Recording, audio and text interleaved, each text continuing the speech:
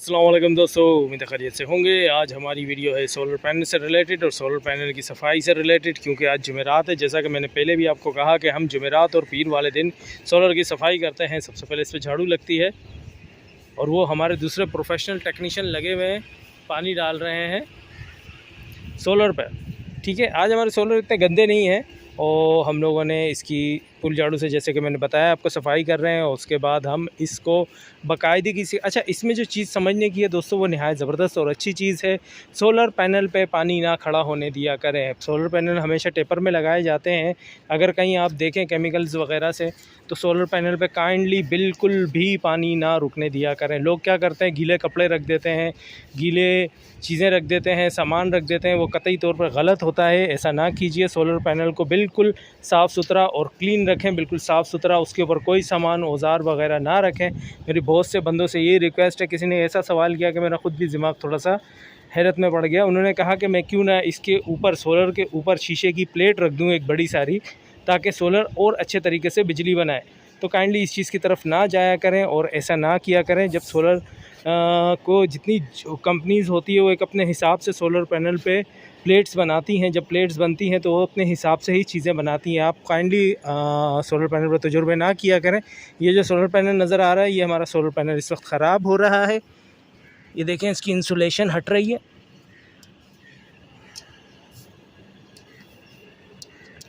तो इस तरीके से सोलर पैनल्स में मसले मसाइल आ जाते हैं, कंपनीज़ वगैरह की तरफ से भी आते हैं। इसमें जो हमसे पहले बंदे थे, टेक्नीशियन जो सफाई करने आए थे, उन्होंने केमिकल मारा। ये देखिए,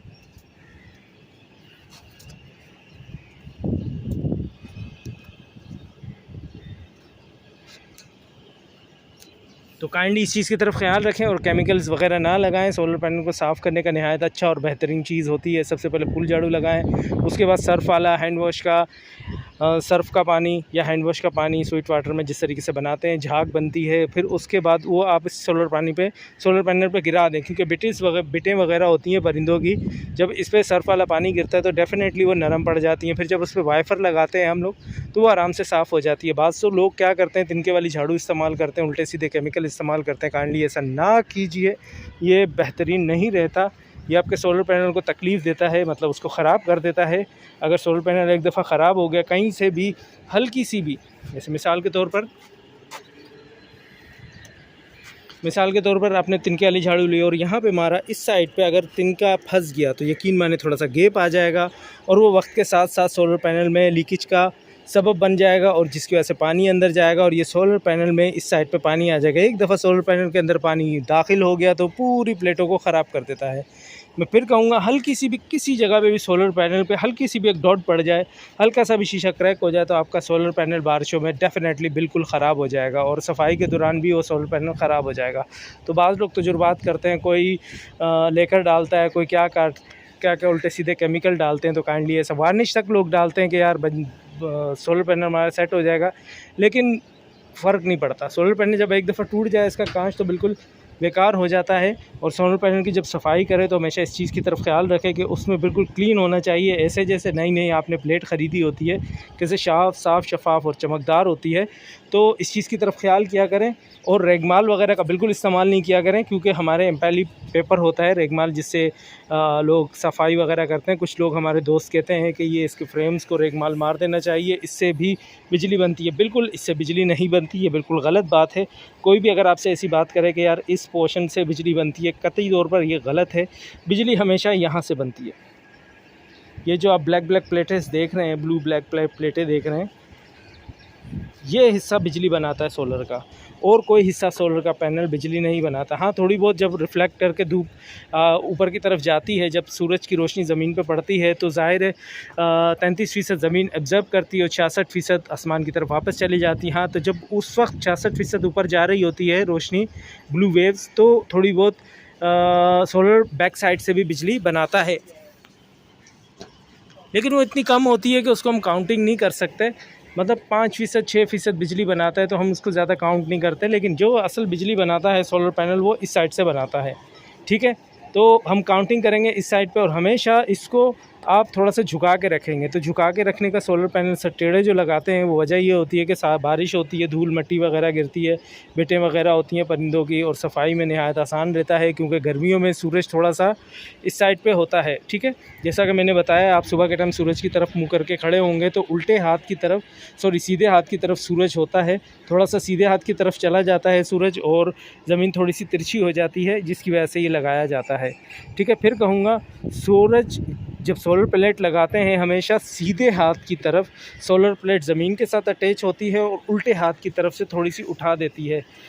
15 डिग्री से लेके 45 डिग्री तक। 15 डिग्री इसलिए रखा जाता है दोस्तों के 15 से अगर नीचे रखेंगे तो वो ज़्यादा काम नहीं करता, मतलब थोड़ा सा सर्विस में काम के थोड़ी परेशानी होती है। वजह ये होती है, ये छत की बात कर रहा हूँ जहाँ छत पे सोलर पैनल पड़े होते हैं।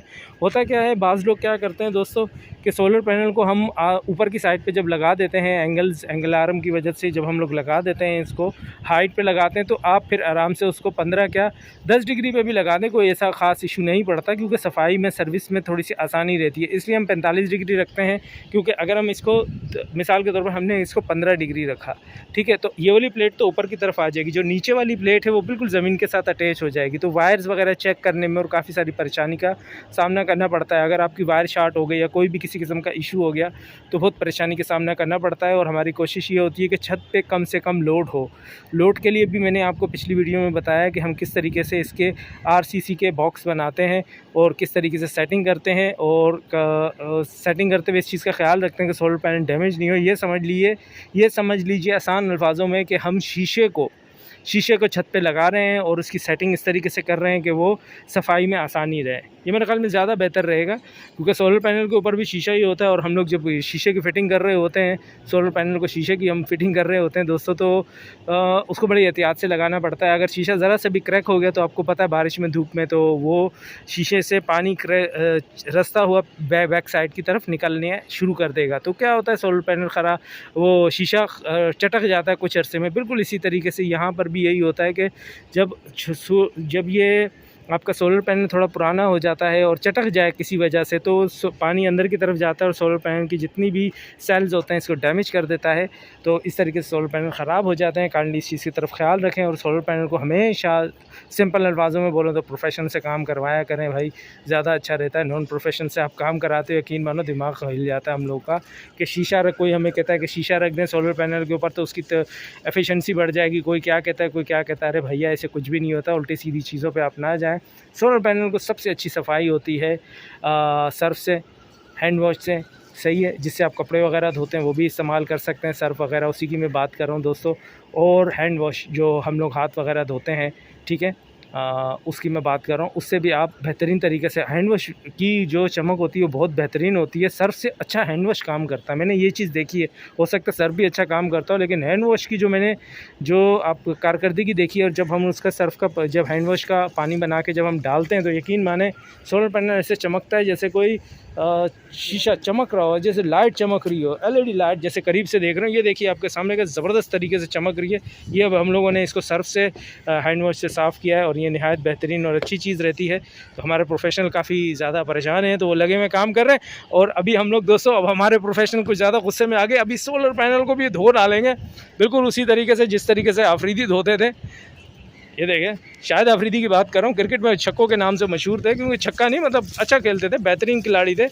जब वो क्रीज पे आते थे तो बड़े बड़े बॉलर हिल जाते थे, क्योंकि वो पता लग जाता था उनको कि छक्का पड़ने वाला है, अभी ये छोड़ेगा नहीं हम लोगों को। तो बिल्कुल बेहतरीन अच्छे खिलाड़ी हैं, मुझे बहुत पसंद है। शायद अफरीदी हो गए, सचिन तेंदुलकर हो गए, बेहतरीन खिलाड़ी हैं, ये अपने दौर के एक बेहतरीन खिलाड़ी रहे हैं। अब अंदाज़ा हो गया होगा आपको, जब हम इतने पुराने खिलाड़ी का नाम ले रहे हैं तो फिर हम लोग काफ़ी पुरानी होंगे। ठीक है दोस्तों, उम्मीद है दोस्तों वीडियो अच्छी लगी होगी। अपना ख्याल रखिएगा दोस्तों, अल्लाह हाफ़िज़।